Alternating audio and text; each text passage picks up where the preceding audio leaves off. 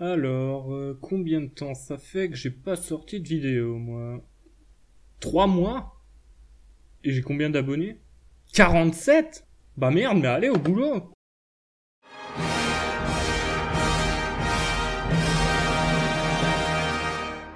Somewhere deep within what's left of that brain, something is going on.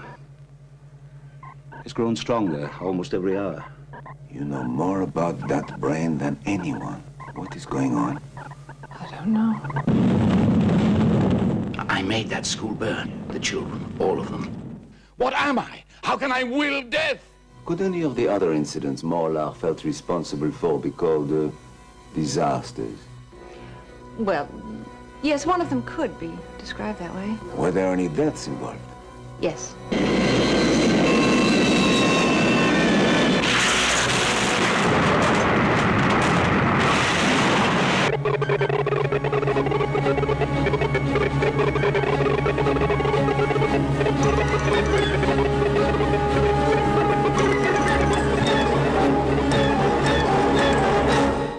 Donc, The Medusa Touch, ou La Grande Menace en français, est un thriller fantastique franco-anglais sorti en 1978 et réalisé par Jake Gold.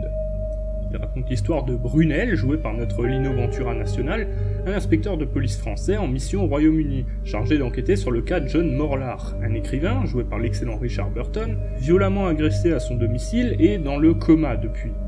En interrogeant sa psychiatre, le docteur Zonfeld, joué par Lee Remick, Brunel découvre que Morlar possédait des dons de télékinésie lui permettant de causer des désastres. Il découvre également que l'écrivain est toujours conscient malgré son coma et qu'il projette de déclencher une catastrophe de très grande ampleur. Bon, par où commencer? Avant tout, il convient de savoir que ce film est basé sur le roman The Medusa Touch de Peter Van Greenaway. Jamais sorti en France, je ne l'ai donc pas lu et je ne pourrais pas comparer les deux. Je me contenterai donc de dire que l'intrigue est vraiment prenante et se déploie sur deux plans. L'enquête de Brunel auprès de la psychiatre et ses tentatives pour mettre en garde sa hiérarchie, et en parallèle les flashbacks de Morlar racontés par le docteur et qui nous dévoilent comment il a découvert son pouvoir, l'a utilisé et comment cela l'a conduit à l'état de misanthropie dans lequel il se trouve au début du film. Et surtout, la grande question, qui l'a agressé? Pourquoi? L'intrigue est vraiment très bien construite. Les premières catastrophes dont s'accuse Morlar pourraient tout à fait être expliquées logiquement, et les personnages croient de prime abord qu'il s'invente cette histoire de pouvoir pour se dédouaner d'avoir lui-même tué ses parents et brûlé son école volontairement.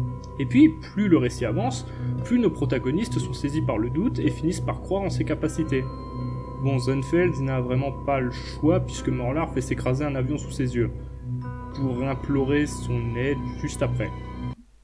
Ouais, c'était vraiment la meilleure méthode, il pouvait pas genre faire tomber un objet ou pas, un accident de voiture à la limite, non? Non, bon, ok. Toujours est-il qu'on suit avec intérêt les souvenirs de Morlar et son cheminement psychologique est très bien mené. De son enfance, où il découvre son pouvoir, avec culpabilité d'abord, puis en l'utilisant pour se venger de ceux qui l'ont malmené, jusqu'à l'âge adulte, où il termine quasiment reclus et misanthrope après avoir provoqué la mort de sa femme infidèle.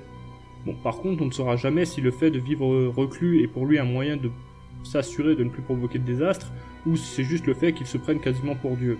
La deuxième option me paraît la plus vraisemblable, puisqu'il n'hésite pas à provoquer la mort de 3 cosmonautes parce qu'il désapprouve la conquête spatiale. Achille 6, la mission qui devait inaugurer la présence permanente de l'homme sur la Lune est bloquée sur une orbite qui, à moins qu'un miracle ne se produise, va causer pour la première fois une catastrophe dans l'espace pour les Américains. Mais le fait qu'il consulte un psychiatre pour tenter de se débarrasser de son don laisse quand même planer le doute. Ce cheminement, très intéressant, finit cependant par prendre le pas sur l'enquête, l'identité de l'agresseur de Morlar s'avérant finalement assez prévisible. Et parlons-en d'ailleurs. Zone spoiler. En réalité, c'est le docteur Zonfeld elle-même qui a tenté de tuer son patient. Celui-ci l'avait invité chez lui pour lui montrer l'échec de la mission spatiale qu'il a provoqué. Il considère en effet la conquête spatiale comme une perte de temps et d'argent. Zonfeld, horrifié, se saisit alors d'une statuette et tente de le tuer afin de l'empêcher de nuire. Elle finit par l'avouer à Brunel et, découvrant que Morlar, dans le coma, prépare un nouvel accident, en l'occurrence l'effondrement de la cathédrale de Westminster en présence de tout le gratin anglais, elle se rend à l'hôpital afin de le débrancher, mais ne peut s'y résoudre et finit par se suicider. Brunel parvient à faire évacuer l'église et à tuer Morlar. Cependant, celui-ci réussit à écrire sur un papier le nom de Winskell et son électroencéphalogramme s'emballe brusquement. Winskell étant un complexe nucléaire anglais, déjà mentionné plus tôt dans le film, ayant connu un grave accident en 1957. peu le Tchernobyl de l'époque, quoi. Ouais. Fin de la zone spoiler. Jack Gold n'est pas un réalisateur très connu, et ce film est probablement son plus célèbre. Néanmoins, si sa réalisation n'a rien de vraiment original, elle demeure très efficace. Les catastrophes, notamment, sont bien mises en scène. Bon, la scène de l'avion, ben, c'est... Bon, les maquettes, ça a du charme. La musique est signée Michael G. Lewis, qui a composé la musique de ce chef-d'œuvre absolu du cinéma qu'est Psychose 3. Bon, bref, sa musique est très efficace, en particulier le thème principal, qui crée une bonne tension et qui reste bien en tête. Parlons également des acteurs. Alors, le film étant une coproduction franco-anglaise, on a un casting international. Brunel est joué par le franco-italien Lino Ventura, qu'on ne présente plus évidemment. Son interprétation d'un personnage perdu dans un monde qu'il ne comprend pas bien, avec une hiérarchie qu'il voit comme un étranger, est excellente, il est même souvent assez drôle. Morlar, lui, est joué par Richard Burton, un acteur britannique à la classe monstrueuse, nommé 7 fois aux Oscars, ce film étant d'ailleurs l'un de ses tout derniers. Il a joué dans plein d'excellents films, Le jour le plus long, Cléopâtre, La tunique, L'espion qui venait du froid, Quand les aigles attaquent. C'est vraiment un excellent acteur que j'aime beaucoup.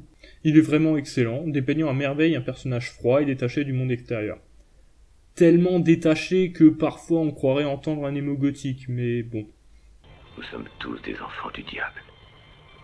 Nous trouvons d'où vient la puissance du soleil et nous faisons des bombes.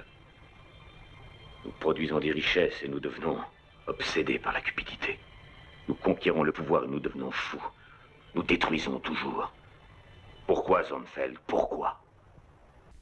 Enfin, le Dr Zonfeld est incarné par l'actrice américaine Lee Remick, connue essentiellement pour Autopsie d'un meurtre d'Otto Preminger et La malédiction de Richard Donner, dans lequel elle joue la mère de l'Antéchrist.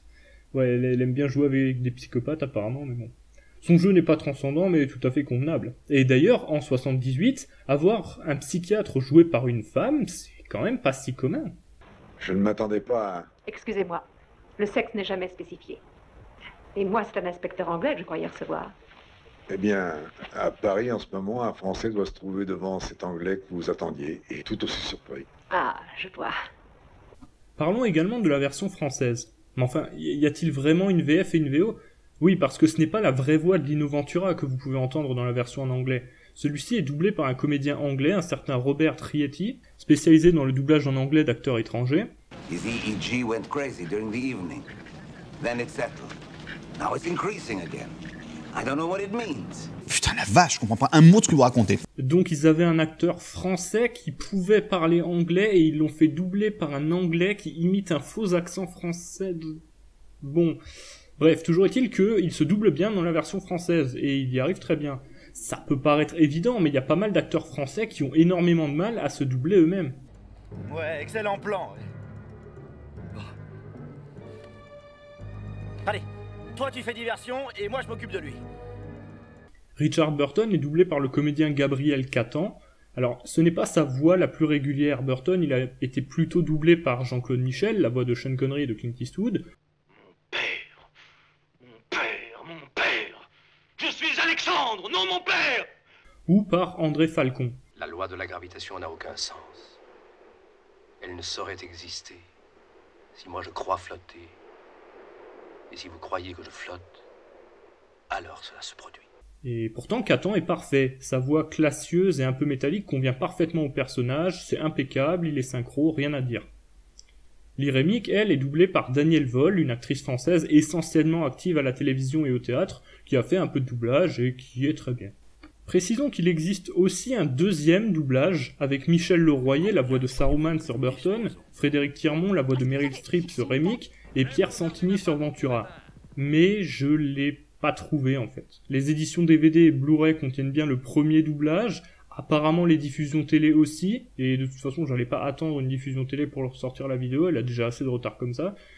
Bah du coup ce nouveau doublage ne sert à rien en fait. Ils ont dû se dire, bon, faire doubler Lino Ventura, un acteur français, par un autre acteur français, c'est vraiment complètement crétin, on va plutôt garder le premier doublage. Ce serait plus sage, mon ami. En conclusion, je vous recommande très vivement ce petit film. C'est certes pas un chef-d'œuvre, mais c'est un thriller bien mené, avec un pitch vraiment intriguant et très original. Merci d'avoir regardé cette vidéo, n'hésitez pas à vous abonner à la chaîne et à mettre des commentaires, et moi je vous dis à une prochaine fois.